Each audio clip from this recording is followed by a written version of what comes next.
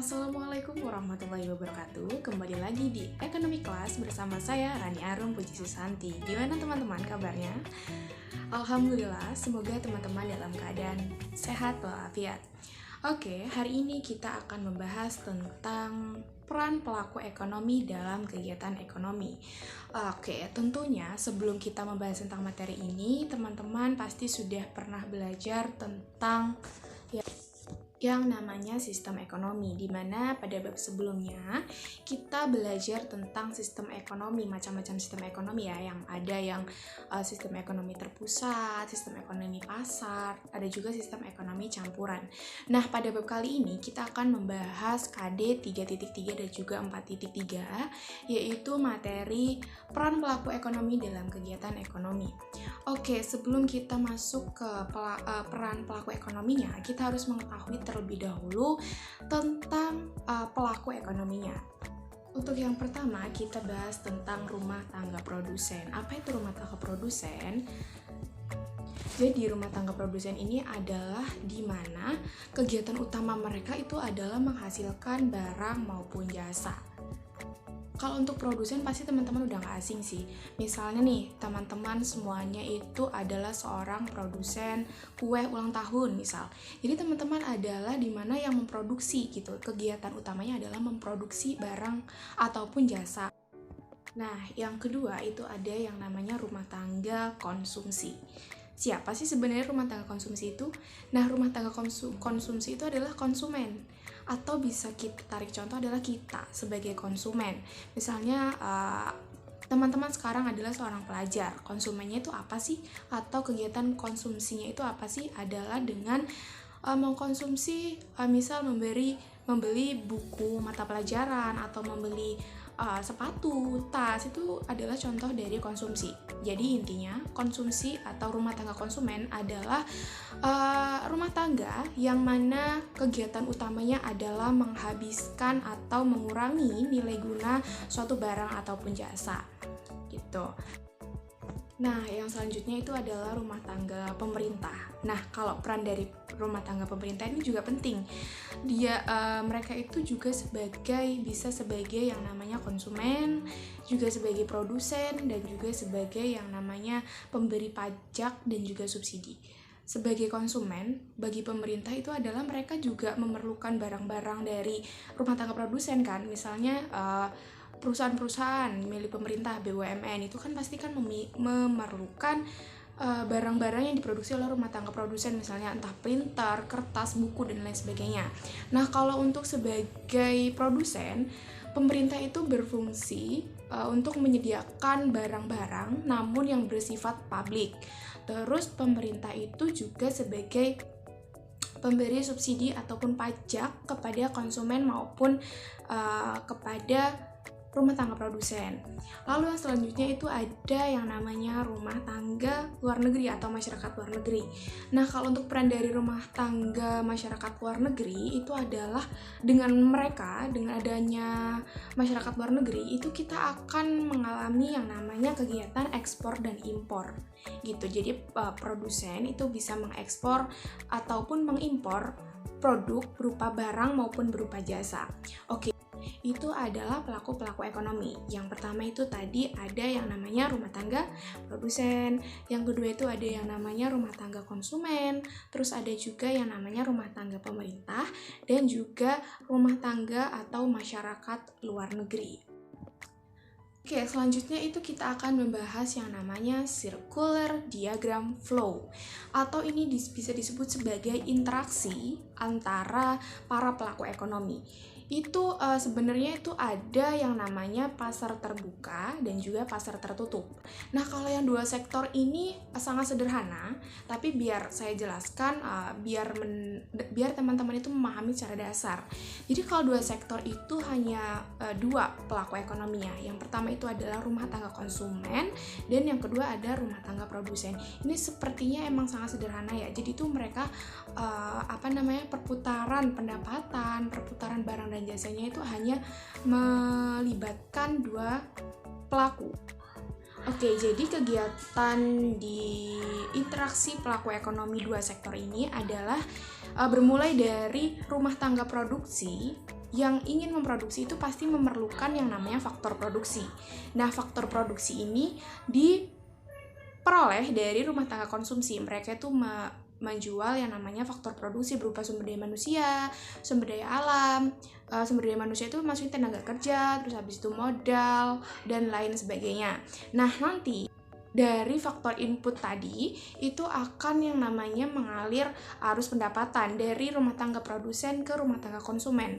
Jadi berupa misalnya ya membutuhkan tenaga kerja, berarti rumah tangga produsen ke rumah tangga konsumen itu menyalurkan pendapatan berupa upah gitu kepada rumah tangga konsumen. Terus abis itu ketika rumah tangga produsen ini sudah memproduksi, maka produk tersebut itu akan dipasarkan di yang namanya pasar output. Kalau tadi itu pasar input yang faktor produksi, hasil produksinya itu dipasarkan di pasar output. Nah, itu ketika konsumen beli, otomatis kan kita kan bayar tuh. Jadi, uang tersebut akan menjadi sumber pendapatan rumah tangga produsen. Oke, itu adalah penjelasan perekonomian terbuka dua sektor. Oke, kali ini saya menampilkan circular diagram flow 3 sektor.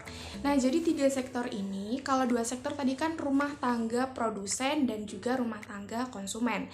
Di perekonomian 3 sektor ini terdapat satu pelaku ekonomi tambahan. Kalau yang tadi itu adalah rumah tangga produsen dan juga rumah tangga konsumen, ini terdapat tambahan yaitu rumah tangga pemerintah. Jadi, kalau tadi arus dari pendapatannya itu adalah rumah tangga produsen membeli faktor produksi kepada rumah tangga konsumen, lalu rumah tangga produsen memberikan pendapatan kepada rumah tangga konsumen dari faktor produksi tersebut. Lalu juga ketika faktor produksi itu memproduksi suatu barang dan mereka memasarkan di pasar output, lalu konsumen membeli produk yang dihasilkan rumah tangga produsen tersebut, lalu dari kegiatan tersebut itu menghasilkan pendapatan dari rumah tangga konsumen ke rumah tangga produsen gitu. Nah, kalau yang ini ada tambahan. Jadi ketika pemerintah ini ikut dalam perekonomian ini, itu pemerintah bisa menjadi produsen, juga bisa menjadi konsumen. Nah, bisa menjadi produsen ini maksudnya adalah ketika pemerintah itu memproduksi barang-barang tapi yang sifatnya umum, nanti juga bisa dibeli oleh rumah tangga produsen maupun juga rumah tangga konsumen begitu. Nah, terus habis itu mereka menjadi konsumen. Konsumennya itu ketika mereka membeli produk atau barang dari rumah tangga produsen. Lalu itu akan menimbulkan arus pendapatan dari rumah tangga pemerintah ke rumah tangga produsen. Lalu setelah itu, pemerintah juga memiliki peran sebagai pemberi subsidi maupun pemberi pajak. Kalau pajak itu biasanya ke rumah tangga produsen ya, karena rumah tangga produsen itu biasanya membayarkan pajak kepada pemerintah. Kalau untuk subsidi ini biasanya bisa ke rumah tangga produsen atau ke rumah tangga konsumen. Seperti itu. Perekonomian terbuka 4 sektor. Jadi kalau tadi yang pertama itu kan perekonomian itu masih tertutup 2 sektor, tertutup 3 sektor.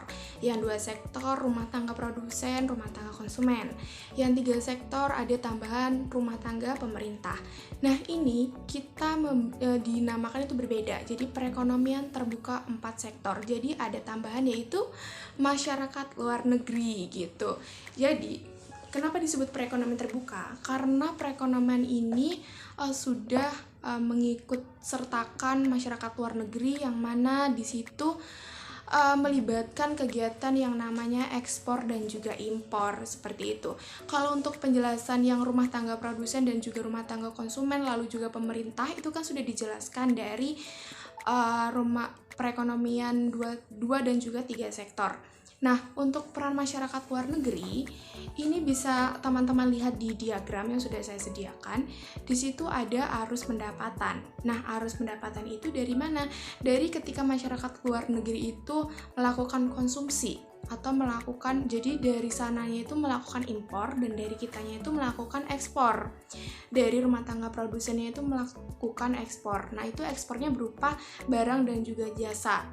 itu berarti bisa melalui pasar input dan juga pasar output gitu. Kalau dari pasar output berarti berupa barang atau jasa gitu. Jadi kan produksi ya, misal kita rumah tangga produsennya itu melakukan produksi. Misal kita itu ekspor beras misal.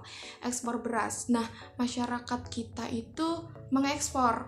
Lalu masyarakat luar negeri mengimpor. Nah, itu akan menjadi arus pendapatan dari rumah tangga masyarakat luar negeri kepada rumah tangga produsen dari Republik Indonesia. Kalau misalnya pasar input itu kan adalah pasar faktor produksi ya. Faktor produksi itu bisa berupa sumber daya alam, tenaga kerja dan lain sebagainya. Bisa juga kita itu mengekspor yang namanya tenaga kerja, misal TKW atau TKI, itu kan termasuk melibatkan masyarakat luar negeri kan itu kan. Nah, itu juga akan menimbulkan arus pendapatan bagi pihak kita. Jadi begitu ya. Jadi pada bab sebelumnya kalian pasti sudah mengetahui tentang sistem ekonomi, lalu kalian juga pasti sudah sangat mengetahui atau memahami yang namanya produsen, konsumen, distributor.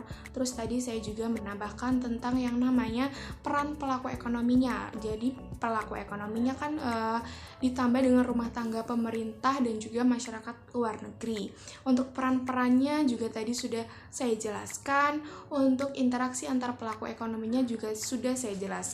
Mudah-mudahan dengan pembelajaran kali ini kalian itu menjadi lebih paham tentang interaksi antar pelaku ekonomi. Di sini juga tujuan kalian mempelajari ini adalah mungkin kalian sekarang masih menjadi konsumen kan, karena kan mungkin masih jarang yang memiliki usaha sendiri gitu. Tapi dengan ini kalian itu bisa menjadi motivasi bagi kalian bahwa saya tidak harus menjadi konsumen terus. Pokoknya saya harus bisa menjadi rumah tangga pemerintah maupun rumah tangga produsen. Kalian bisa memproduksi barang dan jasa sendiri, ataupun kalian ingin bercita-cita menjadi bagian dari perusahaan pemerintah, itu sangat luar biasa. Atau bahkan kalian ingin menjadi bagian dari masyarakat luar negeri yang mana kalian melakukan ekspor dan juga impor, itu juga sangat luar biasa. Intinya dari pembelajaran kita kali ini kalian menjadi mengetahui tentang peran kalian atau peran kalian sebagai pelaku ekonomi dalam perekonomian Indonesia. Baik, begitu saja pertemuan kita kali ini. Kurang lebihnya saya mohon maaf. Saya akhiri. Wassalamualaikum.